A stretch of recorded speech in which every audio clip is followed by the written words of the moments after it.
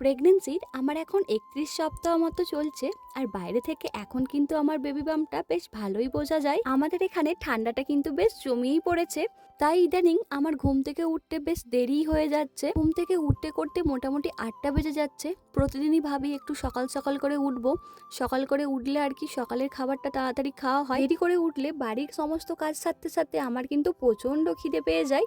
আর দেখো আজকে কিন্তু মা আমাদের সকালবেলায় ধান ভাপাচ্ছে। এগুলো কিন্তু আমাদের চাষেরই ধান। অনেকদিন ধরেই এই গাছের কাছে আর আসা হয়নি আমার। এসে দেখি গাছের গোড়ায় একটুও মাটি নেই।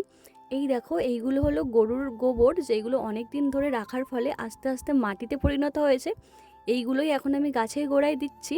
এইগুলো কিন্তু সার হিসেবেও ভালো কাজ করে, আর গাছে কিন্তু ভালো ফলও আসে। গাছের গোড়ায় একটা বেতে শাক ছিল, এই শাকটা কিন্তু দেখতে খুবই সুন্দর। এগুলো কিন্তু ভেজে রান্না করে খাওয়া যায়, আর এই শাকগুলো কিন্তু খেতেও খুব ভালো লাগে।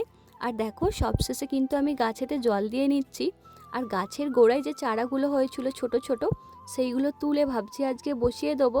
কারণ মাটিতে গাছগুলো একদমই বাড়ছিল না, তাই এখানে কিন্তু একটা একটা করে বসিয়ে দিয়েছি। আর ওই ছোট্ট গাছটা কি সুন্দর লাগছে, তাই না? তো চলো আজকের মতো ভিডিওটা এখানেই শেষ করছি। তোমাদের সঙ্গে দেখা হচ্ছে পরের কোনো ভিডিওতে।